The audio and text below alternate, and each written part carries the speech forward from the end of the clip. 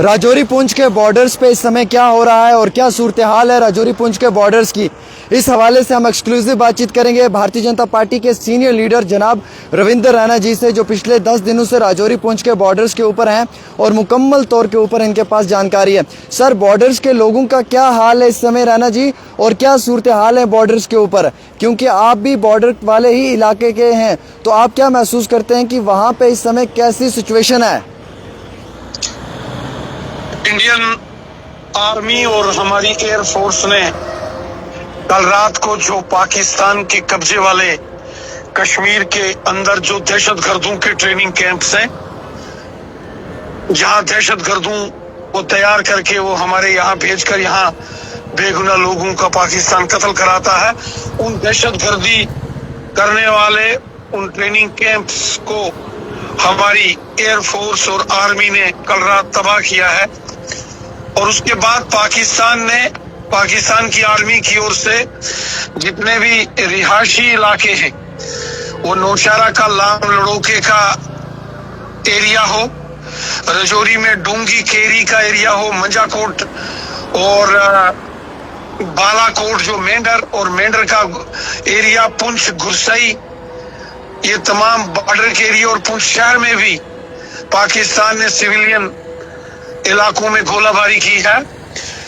40 के करीब ऐसी खबरें आ रही हैं कि लोग जख्मी हैं और बहुत ही एक अफसोसनाक दिलदोज वाक़ा पेश आया है। 2 सगे भाई ट्विन ब्रदर्स जो पठान फैमिली के हैं सुरनकोट के, वो पाकिस्तान की गोलाबारी के जद में आए और ऐसी इतला मसूल हो रही है कि वो दोनों ट्विन ब्रदर्स और छोटे बच्चे दोनों जो पुंछ में पढ़ाई करते थे, सुरनकोट के रहने वाले हैं, वो शहीद हो गए।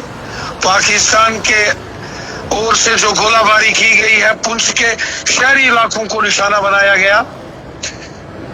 बालाकोट, दिगवार, और ये सारे पुंछ के जो बॉर्डर के एरिया, मेंढर, नौशहरा का एरिया, डूंगी, मंजाकोट के एरिया, पाकिस्तान ने रिहायशी इलाकों को निशाना बनाया है।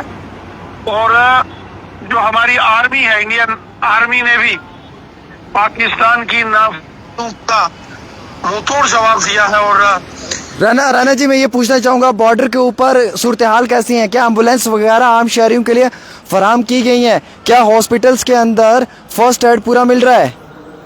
देखिए, आपने खुद ही कहा कि पिछले 10 दिनों से मैं राजौरी और पुंछ के बॉर्डर के एरिया में हूँ। इस वक्त भी जब मैं आपसे बात कर रहा हूँ तो मैं राजौरी पुंछ के LOC के गांव में हूँ। जो सिविल लोग हैं उनसे हम राब्ता कर रहे हैं।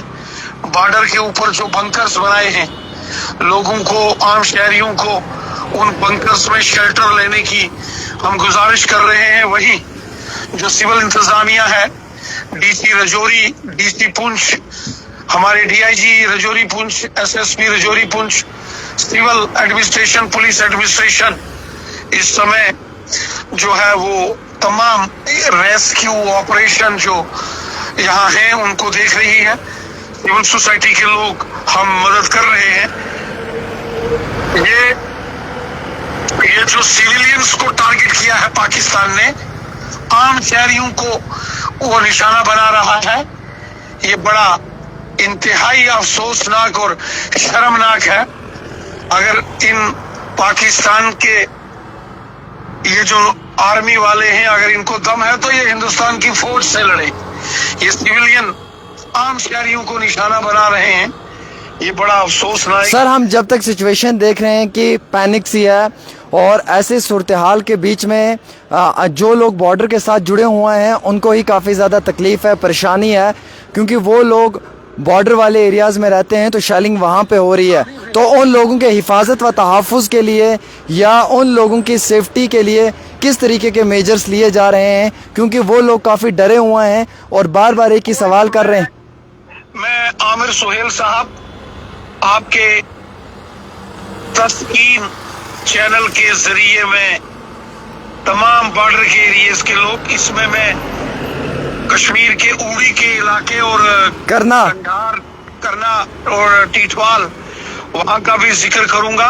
उड़ी के इस्लामाबाद से मुझे सुबह सुबह फोन आए कि वहां भी रिहायशी इलाकों को पाकिस्तान के आर्मी ने टारगेट किया है, और इसी तरह टंगधार में जो वादिये करना है वहां भी पाकिस्तान के आर्मी ने सिविलियन आम शहरियों को निशाना बनाया है। जैसा मैंने पहले कहा कि सिविल इंतजामिया, पुलिस और हमारी जो सिविल एडमिनिस्ट्रेशन है, तमाम लोग रेस्क्यू ऑपरेशन में लगे हैं और लोगों के साथ हम टच में हैं। आपके इस चैनल के जरिए मैं तमाम बॉर्डर के एरिया के लोगों को, एलओसी जो लाइन ऑफ कंट्रोल के पास रहने वाले लोग हैं, मैं उनको ये यकीन दहानी कराता हूं, हम आपसे एक कॉल की दूरी पर हैं। सर कोई टोल फ्री नंबर इस तरीके का एडमिनिस्ट्रेशन का जिसपे आम शहरी राब्ता कर पाए, इमरजेंसी के समय में उसे जो है वो पूरा रिलीफ मिल पाए? तुरंत फौरन अपने अपने, चूंकि ये अलग अलग एरियाज का मामला है। आमिर सुहेल साहब, अगर करना है उड़ी है या मेंढर, पुंछ, रजौरी, निशारा, सुंदरबानी, तो तमाम एरियाज का अलग अलग एरिया पड़ता है, और इसलिए हमने जो कंसर्न सब डिविजनल मजिस्ट्रेट हैं, एसडीएम्स और एसएचओस, मैं तमाम अपने साथियों को जो आपका चैनल सुन रहे हैं, कहीं भी अगर किसी को कोई दिक्कत परेशानी आती है सर, तो इंतजामिया में जो आप एसडीएम है लोकल या तहसीलदार या एसएचओ, उनको आप कांटेक्ट करें। खुद मुल्क के होम मिनिस्टर अमित शाह साहब ने जम्मू कश्मीर के लेफ्टिनेंट गवर्नर साहब से भी बात की है, तो जम्मू कश्मीर के चीफ मिनिस्टर उमर अब्दुल्ला साहब से भी अमित शाह साहब ने बात की है, और ये कहा है कि एलओसी के ऊपर, बॉर्डर के ऊपर रहने वाले जो हमारे शहरी हैं, जिन्हें पाकिस्तान की ओर से निशाना बनाया जा रहा है, उनकी हिफाजत, उनकी जान और माल की हिफाजत कर। राणा साहब आपको इस समय 5000 लोग देख रहे हैं लाइव प्रोग्राम में। कई सारे आम शहरियों का माल मवेशी का नुकसान हुआ है, जैसे कि भैंस है, गाय है, बकरी है, उसका नुकसान हुआ है, लोकल्स के घरों का नुकसान हुआ है। हुकूमत से क्या गुजारिश करना चाहेंगे, मरकजी हुकूमत से क्या गुजारिश करना चाहेंगे? इन लोगों को कैसा रिलीफ मिलना चाहिए? क्योंकि गर्मियां भी हैं, बॉर्डर का इलाका है, गर्मी है, लोग टेंट में या तंबू में तो रह नहीं सकते हैं, और वैसे ही करना वाले इलाकों में भी नुकसान हुआ है, तो वहाँ पे बारिशों में भी आम शहरी जो हैं वो इस तरीके से खुले आसमान के नीचे तो रह नहीं सकते। तो ऐसे वक्त में क्या इमरजेंसी रिस्पॉन्स सिस्टम रहेगा? मैंने कहा कि इस वक्त चूंकि बॉर्डर के ऊपर एलओसी, उसके ऊपर जबरदस्त कशीदगी बनी हुई है, और इस कशीदगी को देखते हुए मैं तमाम अपने जो लोग हैं बॉर्डर के, चाहे वो रजौरी, पुंछ, नौशहरा, सुंदरबानी है, उड़ी, करना, टंगधार या गुरेज, मच्छल, केरन, लुलाब के लोग हैं, मैं तमाम लोगों से गुजारिश करता हूं कि इस वक्त उनको एहतियात बरतना है। ऐसी रिपोर्ट्स आ रही हैं कि माल मवेशियों को और कुछ घरों को नुकसान हुआ है। बिलखुसूसन जिला पुंछ में काफी नुकसान हुआ है। पुंछ शहर के अंदर गोले आके पाकिस्तानियों के गिरे हैं। जो रिहायशी इलाके हैं, आम लोग हैं, जो सिविल लोग हैं, उनको पाकिस्तान ने निशाना बनाया है। उनको जवाब तो बॉर्डर से हमारी आर्मी जबरदस्त जवाब दे रही है, लेकिन मैं एक गुजारिश करूंगा कि जान माल की हम हिफाजत करें। और मैंने 2-3 जगह देखा कि जिस जगह पर पाकिस्तान के गोले आके गिरे हैं, बहुत सारे लोग वहां इकट्ठे हो रहे हैं। राणा जी, मैं आपसे एक आखिरी सवाल पूछना चाहूँगा। जो बॉर्डर के साथ जुड़े हुए इलाके हैं, जो आम शहरी हैं, अगर वो शहरों की तरफ आ रहे हैं, तो क्या बहैसियत एक इंसान हम सब लोगों का ये कर्तव्य फ़र्ज़ बनता है कि हम उन्हें अपने घरों में रिहाइश दें, और जब तक हालात ठीक ना हो तब तक हम उन्हें अपने घरों में रखें, उनका पूरा ख्याल रखें। जहाँ जहाँ सेफ जोन्स हैं, हम वहाँ पे उन लोगों को अपने साथ रखें। जब हालात बेहतर हो जाएंगे तो वो लौट कर अपने इलाकों में चले जाएं। वो सारा प्लान सरकार ने, एडमिनिस्ट्रेशन ने बना लिया है जी। तमाम एलओसी बॉर्डर के एरिया के लोग अगर पीछे आते हैं, उनको रेस्क्यू किया जाएगा, और उनके रहने का, उनके ठहरने का, उनके तमाम इंतजामात हमने पहले ही कंटीजेंसी प्लान बनाया है। मैं पिछले 10 दिन से रजौरी पुंछ में हूँ, आज भी रजौरी पुंछ में हूँ। आर्मी, पुलिस और सिविल एडमिनिस्ट्रेशन ने ये सारी तैयारियां पहले की करके रखी हैं।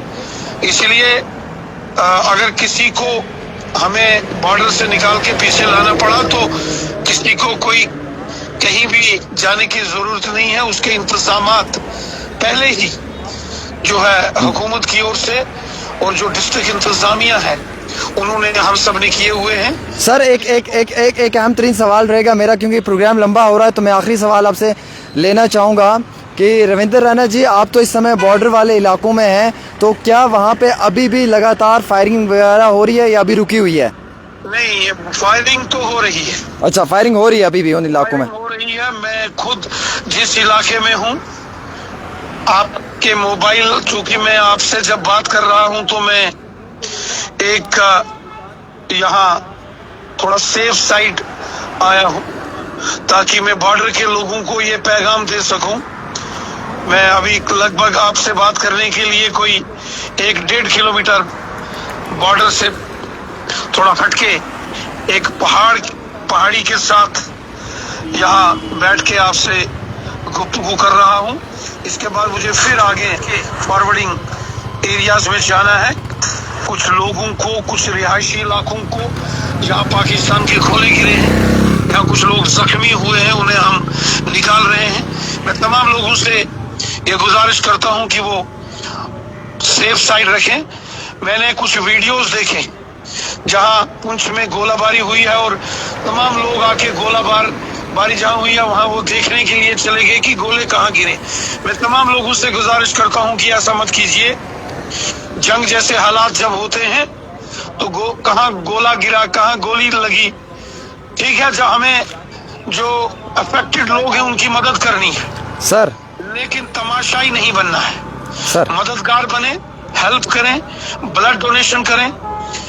जो बॉर्डर के लोग हैं, अगर उन्हें खाने की जरूरत है तो खाना मुहैया कराएं, लेकिन किसी भी सूरत में तमाशाई हमें नहीं बनना है। खासकर मैं अपने बच्चों को, नौजवानों को कहूंगा कि उनको भी प्रिवेंटिव मेजर्स जरूर लें। बाकी मैं इस एरिया में हूँ, कहीं भी तमाम एसडीएम, डीसी साहिबान, एसएसपी, पुलिस, सबके साथ हम रास्ते में हैं।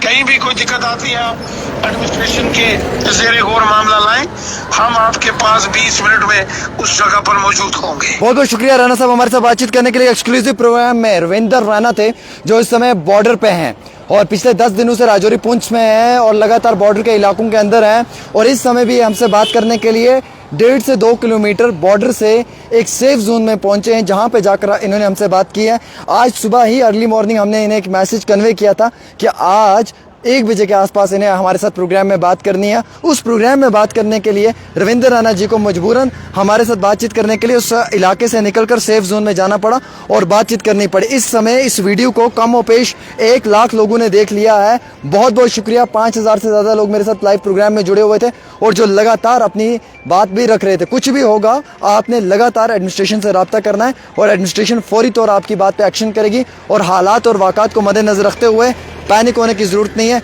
जहाँ पे भी आपको एडमिनिस्ट्रेशन का रोल सही लगता है वहाँ पे आपने एडमिनिस्ट्रेशन का साथ देना है और जहाँ पे ज़रूरत पड़ेगी वहाँ पे एडमिनिस्ट्रेशन को अपने साथ रखना है। एक छोटी सी रिपोर्ट आमिर सुहेल के साथ।